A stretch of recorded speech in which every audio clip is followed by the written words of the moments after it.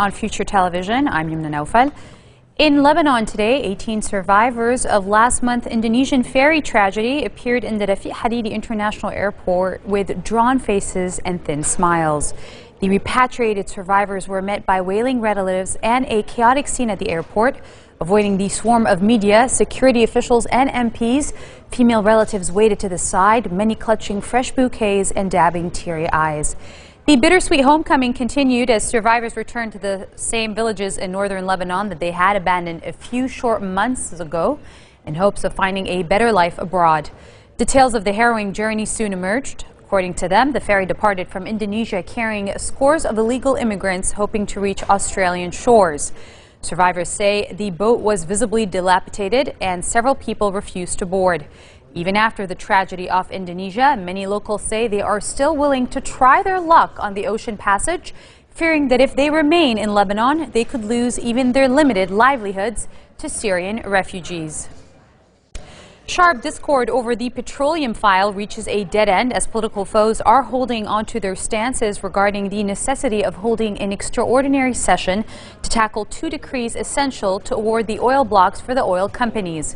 Energy Minister Jubran Basil revealed in comments published in As-Safir newspaper that he will contact caretaker Prime Minister Najib Mikati to discuss the matter further.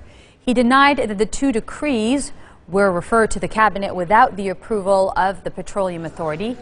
Basil accused some officials, without naming them, of blocking the two decrees that took their legal path to the government 7 months ago.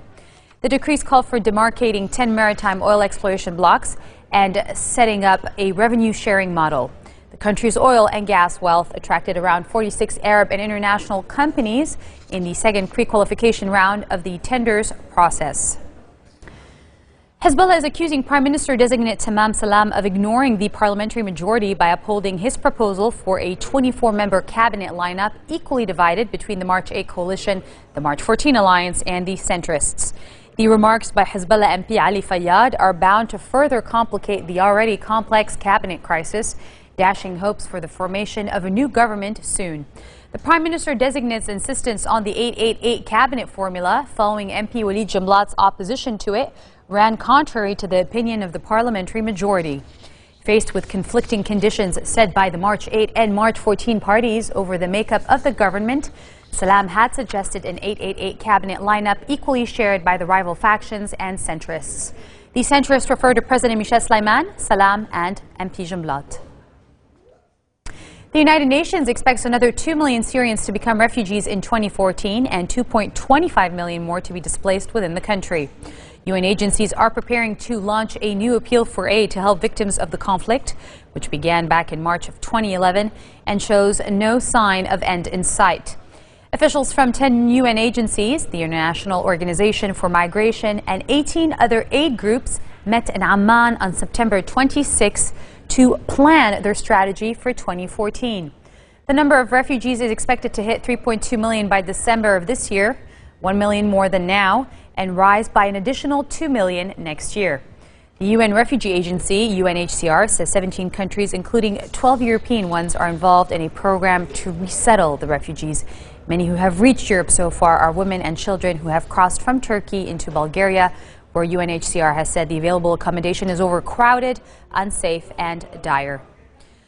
U.S. Secretary of State John Kerry says that Syrian leader Bashar al-Assad could take credit for quickly starting the process of destroying his regime's chemical weapons arsenal, and he thanked Russia for its help. The process has begun in record time, and we are appreciative for the Russian cooperation and obviously for the Syrian compliance, he told reporters alongside Russian Foreign Minister Sergei Lavrov after talks in Indonesia. Kerry was quoted as saying that credit should be given to the Assad regime for complying as they had vowed to. In less expensive comments on the latest developments, Lavrov said he was satisfied and promised Russia would continue to ensure Assad's government completed the dismantling process. In Egypt, gunmen killed 5 soldiers in an attack on an army patrol near the Suez Canal city of Ismailia, according to security officials. The attack took place north of the city, where suspected militants have repeatedly targeted security forces in recent weeks. This comes 3 days after masked gunmen killed 2 soldiers on a desert road between Ismailia and Cairo. The Suez Canal city and the areas around it have seen regular attacks on police and military personnel especially since the military toppled Islamist President Mohamed Morsi on July 3rd. More than 100 policemen have been killed across Egypt in attacks and clashes since Morsi's ouster. The military has been conducting an extensive operation in the Sinai Peninsula east of the Suez Canal to crack down on Islamist militants who have killed dozens of soldiers and policemen.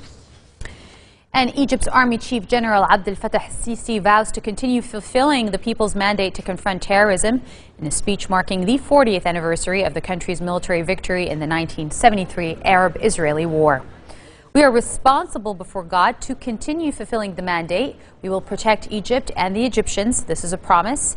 Sisi was quoted as saying at Cairo's Air Defense Stadium, where he spoke late on Sunday. Taking part in the festivities, as Sisi and interim President Adli Mansour attended a fireworks extravaganza at the military-owned stadium in eastern Cairo.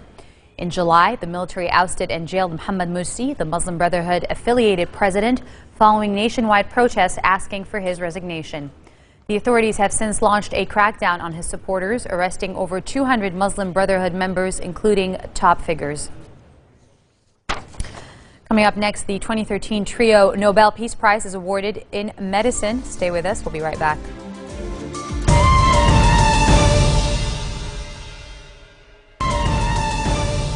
Welcome back. Libya is calling for an explanation after the U.S. snatched a man it alleges is an al-Qaeda leader during a raid in Tripoli.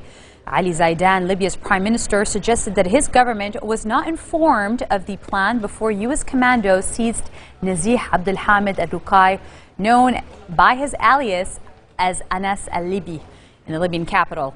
The Libyan government is following the news of the kidnapping of a Libyan citizen who is wanted by U.S. authorities, Zaidan said in a statement. And he added that the Libyan government has contacted to U.S. authorities to ask them to provide an explanation. U.S. Secretary of Defense Chuck Hagel praised the U.S. military on Sunday, saying that the raid underlined the precision, global reach, and capabilities of the U.S. forces. A bomb hit a police van protecting a polio vaccination team in northwest Pakistan, killing 2 people and wounding 12 others. Police say the attack took place on the 3rd and last day of a UN-backed vaccination campaign in a suburb of the city of Peshawar, adding that a policeman was among the 2 dead. Pakistan is one of only 3 countries in the world where polio is still endemic, but efforts to stamp out the crippling disease have been hit by repeated attacks on health teams. Militant groups in the rest of the country have rejected vaccination as a Western plot against Muslims and banned teams from giving out polio drops in some areas. Nasir Durrani, police chief for northwestern Khyber Pakhtunkhwa province, of which Peshawar is the capital, confirmed the incident and death toll. Typhoon Futo barreled into China's east coast, packing winds of more than 200 kilometers an hour after hundreds of thousands of people were evacuated. At least 2 people were reported killed, both near Wenzhou in Zhejiang province, according to the state news agency Xinhua. Parts of Zhejiang, which neighbors the commercial hub Shanghai, saw nearly 29 centimeters of rain over 17 hours from Sunday to earlier today, while areas in Fujian to the south saw up to 16 centimeters, according to the official China news service. In the hard-hit Kangnan country in Wenzhou, more than 1,200 homes collapsed and damages amounted to hundreds of millions of yuan. In Fujian, the typhoon broke electricity poles in half, leaving power lines on the ground and bent iron road signs out of shape. And finally, the 2013 Nobel Prize in Physiology or Medicine was awarded to James E. Rothman, Randy W. Checkman, and Thomas C. Sutov for discoveries of machinery regulating a major transport system in the body's cells. Rothman and Checkman are Americans. Sutov is German. Nobel Medical Prize kicks off weeks of announcements. A week of Nobel Prize announcements begins today in Sweden with the Prize of Physiology for Medicine. Monday's ceremony at the Karolinska Institute in Stockholm will be followed by the announcement of the Physics Prize on Tuesday, the Chemistry Prize on Wednesday, and the Economics Prize on October 14th. The prize for literature will be awarded on a date to be announced later. In 2012, the Medical Nobel Prize was awarded to Sir John B. Gordon of England and Shinya Yamanaka of Japan for work on reprogramming cells. Their work paved the way for treatment breakthroughs. And that marks the end of our bulletin for today. Let me give you our headlines. A day after 18 Lebanese survivors of last month's Indonesian ferry tragedy returned to Lebanon, they say they are willing to try their luck on the ocean passage, fearing the conditions in Lebanon. U.S. Secretary of State John Kerry emphasizes the dismantling process of chemical weapons in Syria had occurred in record time, and he hails it as a model for international cooperation. And in Egypt, clashes erupt after protesters defy the army's warning against holding rallies on the 40th anniversary of war with Israel.